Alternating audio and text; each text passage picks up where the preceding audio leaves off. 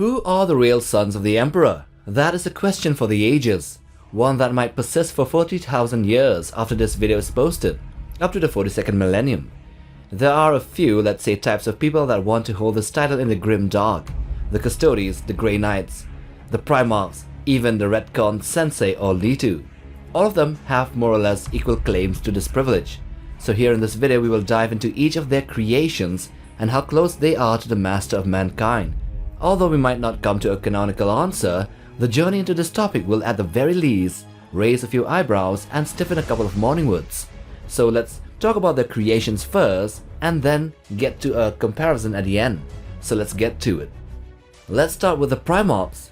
While the primarchs were not biologically fathered by the Emperor, they are considered his sons due to their unique creation process, the Emperor's intent in shaping their abilities and character, and their pivotal roles in his plans for humanity. This metaphorical father-son relationship adds depth to the dynamics between the Emperor and the primarchs within the Warhammer lore. The Emperor used his own genetic material and arcane perpetual genetic codes as the foundation to craft the primarchs' gene stock templates.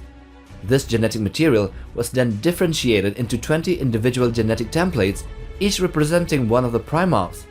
While not biological sons in the traditional sense, the Emperor's genetic contribution makes them akin to his offsprings through scientific and mystical means. He also created the primarchs with the intention of raising them to be exceptional military commanders, leaders and statesmen.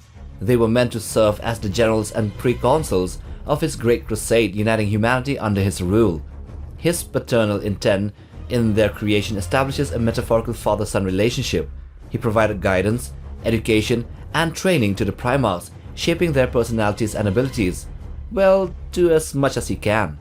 The primarchs were engineered not only physically but also spiritually, infused with unnatural charisma and personal magnetism, and also maybe spirits from the warp. This could be seen as an extension of the Emperor's influence and presence. They were meant to embody different aspects of war and leadership, mirroring the diverse qualities and characteristics in a parent, or what a parent might hope to see in their children. Okay, second, the custodes. The Adeptus Custodes are revered protectors of the immortal Emperor, charged with defending him. They are known as the Emperor's right hand, his companions and comrades, acting with his authority. Near immortal, they have the Emperor's blood in their veins. They are clad in gold Oromite armor and armed with relic weapons. Standing 9 feet tall, they form the unyielding core of the Emperor's defenses. They were the companions of the Emperor, accompanying him everywhere he went, before and after the discovery of the primarchs, and also during the Great Crusade. After the Horus Heresy, they stood vigilant on Terra, protecting the Golden Throne. But now, they have been reorganized and expanded. Alongside the Sisters of Silence, they wage unrelenting war against the Imperium's enemies, ensuring their master's safety and eliminating threats. The creation of the Adeptus Custodes involves a unique and intricate process, different from that of Space Marines. The exact nature of their gene seed is mysterious, with various theories surrounding it. It is suggested that the custodian gods are created from the flesh and blood of the Emperor himself, and they call him Father. Each custodian is a unique creation, a product of genetic knowledge accumulated over generations. Unlike Space Marine recruits, who undergo implantations during adolescence, the process for custodes begins during late infancy. Their genetic enhancement is finely tailored and involves bioalchemy that triggers the subject's transformation on a cellular level. While originally overseen by the Emperor himself, the creation of new custodes is now entrusted to skilled bioalchemists and chirurgeons of Terra. The exact methods remain secretive, but they are known to be changed right from the molecular level. New initiates are drawn from infants among Terran nobles and undergo rigorous genetic enhancements and training. The custodians are biochemically crafted to be supreme combatants, tacticians and bodyguards. They are touched by a spark of the Emperor's divinity, granting them almost supernatural abilities. They are known to be protected by the Emperor's energy as well, which wards off attacks and deflects harm. And most importantly, they carry his blood in their veins. Okay, now let's come to the Grey Knights.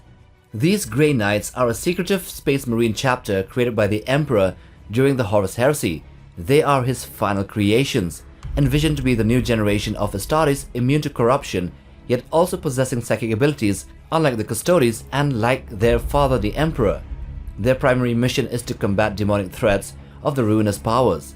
Their gene seed comes directly from the Emperor, and they serve as the military arm of the Order Malleus, a branch of the Inquisition focused on hunting demons.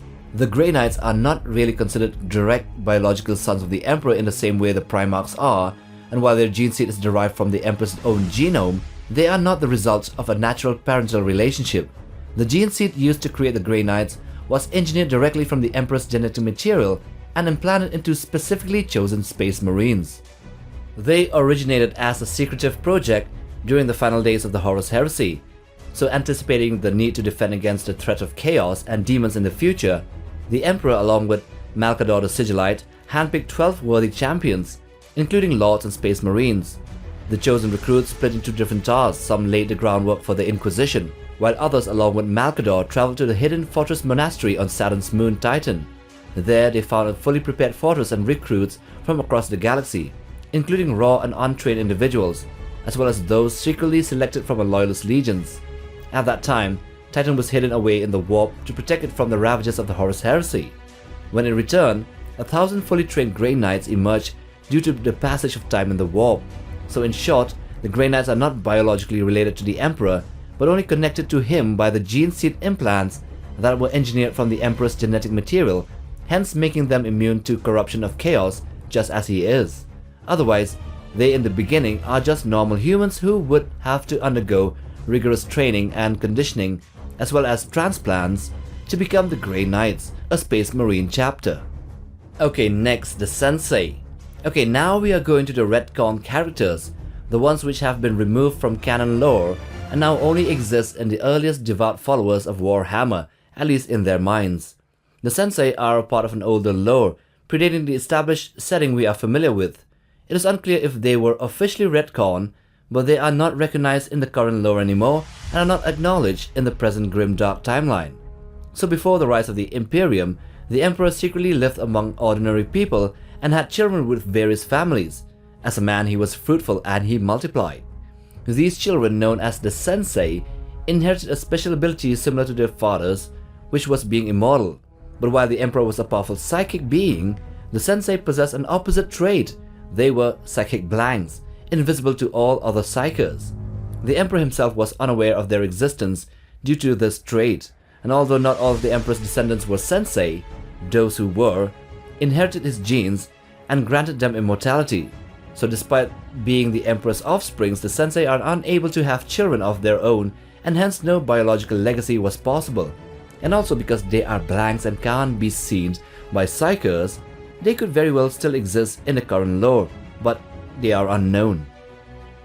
And lastly, leetu.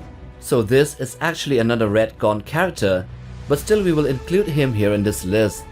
Lido was a unique Space Marine, a prototype Marine so to say, created through a special process using genetic material from both the Emperor and another perpetual called Erda.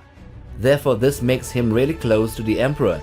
He actually considered them as his biological parents, although this might not really be the case. Lido is not a biological son of the Emperor in the traditional sense. Instead, he was created using a special process that involved genetic material from both the Emperor and Erda. And while he may consider them his parents, his creation seems to be more akin of genetic engineering or manipulation rather than a natural biological relationship.